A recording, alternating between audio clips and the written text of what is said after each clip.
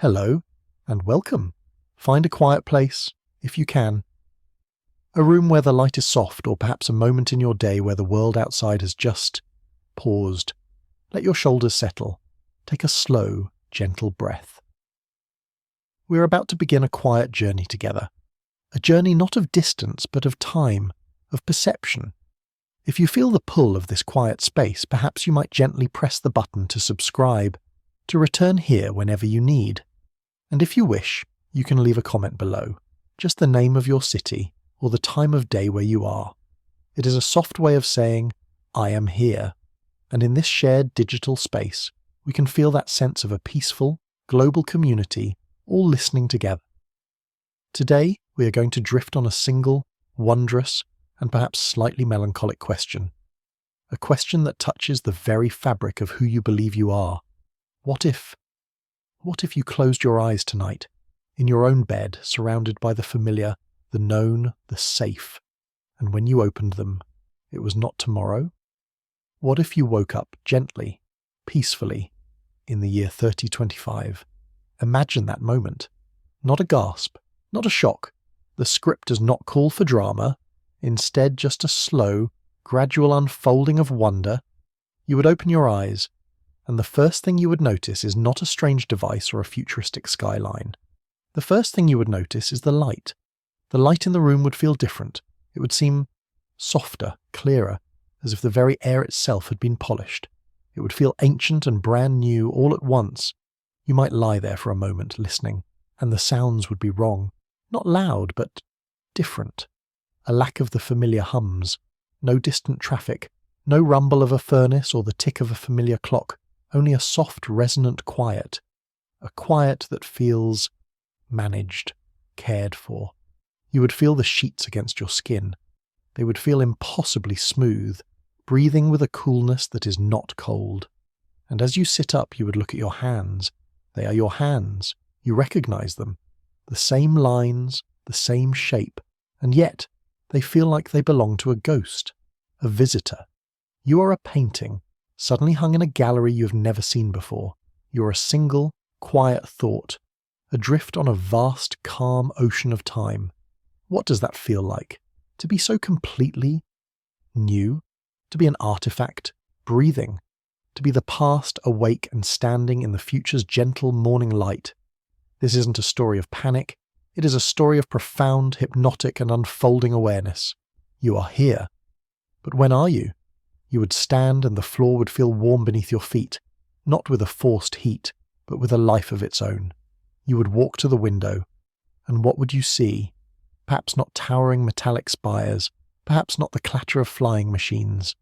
The tone here is gentle. Let us imagine something softer. You would look out upon a city that seems grown, not built. Structures that look like ancient trees formed of crystal and light, their surfaces pearlescent, shifting with the sun. The sky is a colour you don't quite recognize, a deeper, cleaner, more vibrant blue. And the air.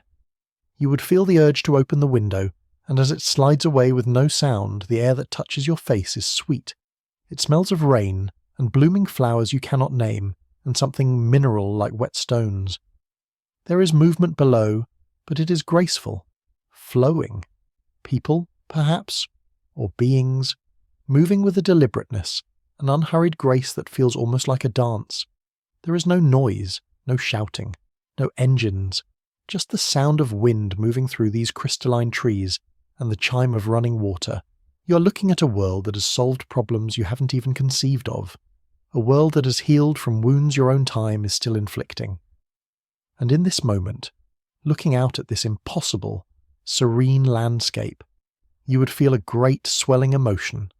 Not fear, but a deep, profound and heartbreaking melancholy. A loneliness so vast it feels infinite. Emotional tone list. You are the only one who remembers the smell of gasoline, the sound of a crowded mall, the specific chaotic, beautiful mess of the world you knew. You are an echo. You are the last word of a sentence that was finished 1,000 years ago, and you might quietly weep, not from sadness, but from a fullness of feeling, an awe that is tinged with the deep human ache of being utterly, completely alone. You have become a memory, embodied. And what of memory itself? What is memory in a world where nothing confirms its truth? Imagine your most cherished memory, a childhood birthday. The face of a loved one laughing, the feeling of sunlight on your arm in a specific garden on a specific Tuesday. You hold this memory in your mind. It is a perfect small jewel, but in your own time that jewel had a setting. It was part of a necklace, a tapestry, a shared history. You could visit that garden. You could call that person. The world echoed your memory back to you, confirming its reality. Now, in this place, in the year 3025, your memory is just a jewel in your hand. It has no setting. The garden is dust. The person is dust. The entire context, the entire world that made that memory real is gone. It is no longer a memory. It has become a dream, a fantasy. You are the sole curator of a museum that no one else can enter. The paintings are beautiful, but they depict a mythical land. And this is a profound philosophical shift. Does a memory still have meaning if it is completely untethered from reality? Does your past still exist if it exists only inside your own mind? You are walking, breathing history, but you are a history written in a language no one else speaks. You might find yourself clinging to these memories, replaying them, polishing them, trying to keep them safe. Or you might find yourself gently letting them go, letting them become stories, myths, letting them dissolve back into the great cosmic sea of what was, so that you can make room for what is. You might realize that you're not defined by the world you came from. You are defined purely by the consciousness that is experiencing this moment.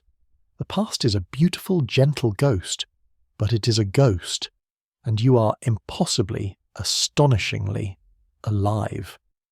Eventually you would leave that room. The door would open with a soft chime, sensing your intent. You would step out into a hallway that feels more like a forest glade, the walls seeming to be made of moss and softly glowing fungi, the air cool and fresh. You're on a journey, not just into a new time. You are the traveller, and the world is the guide. You would feel a pull, a gentle guidance. The world itself seems to be helping you, nudging you, and you would see them, the others. They are not strange. They are not aliens. They are human, but a different kind of human. They are taller, perhaps, more slender, with a grace that seems effortless. Their faces are calm, their eyes holding a depth of peace that you have only ever seen in the oldest and wisest souls. They wear simple, flowing fabrics that seem to be part of them, shifting in colour as they move. They pass you and they might incline their heads, a soft, welcoming gesture. They do not stare, they do not seem surprised. It is as if they were expecting you, as if your arrival is not a shock but a curiosity, a rare event but one that is understood. And then one of them might pause. They stop and turn to you. They don't speak. Language, you might realize, has changed. It is no longer just sound. They look at you, and you feel, not a probing, but an opening. A gentle, warm wave of welcome, of curiosity, of sadness. They feel your displacement. They feel your loneliness. And you, in turn, feel their compassion. It is a communication that happens on a level you never knew existed. A shared, silent, emotional language. In that one quiet look they say, "We see you. You are safe. We are sad for what you have lost. We are happy you are here." And you, in return, without a word, convey your fear, your wonder, your gratitude. It is the first real connection you have made. It is more intimate, more profound than any spoken conversation you have ever had. In this future, empathy is not just an emotion, it is a sense. It is a way of being. You're not alone after all. You are just new. This new world. It operates on a logic that is both alien and deeply, fundamentally natural. You might be taken to a place of learning, but it doesn't look like a school. It looks like a garden or a forest of light. You're shown how to get food. You simply think of what you need, and a small organic-looking pod gently presents it to you. A perfect warm loaf of bread, a fruit that tastes like sunlight and honey. The world is designed to care for you. There is no money. There is no toil, as you knew. It seems this civilization has moved past the concept of survival, and into the concept of being. They spend their time in quiet contemplation, in creation, in the shared experience of this profound empathetic connection. They are not gods. They are simply evolved. They are what humanity becomes when it stops fighting itself and starts listening to the universe. You might watch them. They gather in circles not to talk, but to harmonize, to share thoughts and emotions in a silent, beautiful symphony. They build, but they build with light and sound, weaving structures that sing in the wind. They are gentle. Everything is gentle. And you realize the most shocking thing about the year 3025. It is not the technology. It is the kindness. The world is fundamentally, structurally, technologically kind. And this kindness is so pervasive, so deep, that it is almost overwhelming. You have come from a world of sharp edges, of conflict, of striving, and you have landed in a world that is soft, round, and built on love. How does that change you? How does your own ingrained armor, your defenses, your anxieties, how do they just melt away when there is nothing to fight? You are being unmade and remade by gentleness. Think of those historical figures we read about. A Roman centurion, plucked from his legion and dropped into the middle of Victorian London. The noise, the smog, the machines. It would have broken his mind. Or a medieval peasant, finding himself in a high-tech hospital of your own time. The lights, the sterility, the calm beeping of machines. He would think it magic or hell. We often imagine time travel as a violent, shocking event. But what if it wasn't? What if the universe, in its wisdom, chose you for this journey because you were ready for it? What if this isn't an accident but an invitation? The universe, personified as a gentle, quiet host, has simply moved you to a different room, a room where you can learn something new. You begin to walk through this world. You learn to speak in this new, silent way. You learn to listen with your heart, not just your ears. You touch the crystal trees and feel the hum of their stored energy. You watch the sky, where clouds are seeded to create gentle, nurturing rain, and you watch the sun set, and you see 2 moons in the sky. One is our moon, Luna, the old familiar friend, and the other is a new, smaller, constructed moon, a bright silver companion that glows with a soft internal light, a beacon of this new age. You are still on Earth, but it is an Earth that has been tended, cared for, loved. You are a visitor, but you are also home. This is the world that grew from your own. The seeds of this kindness, this peace, this gentle technology, they were there, in your time, buried deep. You're just seeing the flower that finally bloomed 1,000 years later. It is a deeply hopeful, uplifting thought, emotional tone list, that all the striving, all the pain, all the chaos of your time, it was for something. It was the soil. It was the difficult, messy, painful process of becoming. And so, who are you in this new world? This is the central philosophical question. You're no longer your job. You're no longer your nationality, your politics, your social standing. All of those things have evaporated.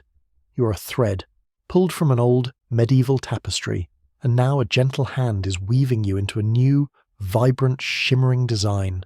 You're your memories, but they are now your art. You're your consciousness. You're your ability to wonder, to feel, to connect.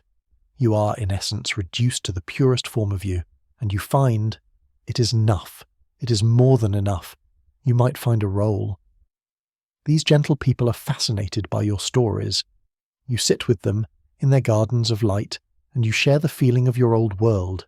You share the feeling of a rainstorm on a tin roof, the taste of salt water, the feeling of ambition, of fear, of imperfect, messy, desperate love. To them, these feelings are history. They are profound, wild, and beautiful. You're not a relic. You're a poet. You're a storyteller, a conduit for ideas, reminding them of the foundations they are built upon. You are their living, breathing, walking museum of the human heart in its wild, untamed state. And they, in turn, share with you the feeling of peace, of connection to the universe, of time, not as a river that flows, but as an ocean that is.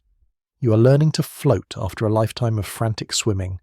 You are finding a new purpose, not to do, but to be, not to achieve, but to share. Your presence is a gift. Theirs is a sanctuary. What does time feel like now? In your old life, time was a predator, a deadline, a thief. It was always running out. You were always chasing it, or running from it. Time was the ticking clock, the calendar page, the slow, marching dread of aging. Here, in 3025, time feels different. It feels like a medium, like water you're suspended in, or like air you breathe. The pacing of life is slow, deliberate, rhythmic. People live long lives, lives that are measured not in years, but in growth, in understanding. They do not seem to fear death. They see it as a gentle, necessary transition. A door in a misty forest, a return. And this changes your own perception. You stop counting the days. You stop measuring your life by what you have done. You begin to measure it by the depth of your feeling, the clarity of your thoughts, the peace in your heart. You're no longer a frantic splash in the river of time. You're part of the water itself. This is the great lullaby of the future. It is soothing you, calming the frantic, frightened pulse of your 21st century heart. You are healing from a sickness you didn't even know you had, the sickness of hurry, the sickness of now. You are learning the vast, gentle, cosmic patience of the stars. You are slowly, softly becoming part of this new, calm, and wondrous world. You're becoming future. And perhaps, on some days, you still feel that echo of melancholy, emotional tone list, a quiet ache for the world you lost, for the people you loved, for the simple, flawed, chaotic beauty of your own time. That is human. That is the mark of your journey. You would not be you without that ache. It is the shadow that gives your new life its light. You might go to a place that is kept as a sanctuary, a quiet place, a small preserved forest of old trees, trees that were alive in your time. You would put your hand on the rough, familiar bark of an oak tree, a tree that is now 1,200 years old, and you would feel a connection, a thread, a living link to your past. This tree, it remembers your world. It was there. It breathed the same air, and you would feel a sense of shared survival, a shared continuation. The universe, in its gentle, abstract way, has left this here for you. A reminder, a comfort. You're not an anomaly. You're not a mistake. You're part of a great, unbroken, and wondrous story. The universe did not lose you. It simply held you, safe, in its hand for 1,000 years, and then set you down gently in a new, more beautiful garden. And you are at last in this strange and quiet future, at peace. Your journey has just begun, but it also feels like it has come full circle. You woke up as a stranger, an echo, a ghost, and now you are a participant, a storyteller, a cherished piece of a living, breathing, evolving tapestry. You are a bridge. You are the living proof that consciousness can endure, that the human spirit is not bound by a single moment, but is a thread in a vast tapestry that runs through all of time. The future, it turns out, was not a cold, sterile, frightening place. It was not a judgment or an end. It was a home you hadn't discovered yet. It was a quiet, contemplative, and hopeful emotional tone list answer to a question your own time was too loud to ask. The question was, can we be better? Can we be kinder? Can we be more? And you, the impossible traveller, the quiet witness, you have seen the answer. You are living the answer, and the answer is yes.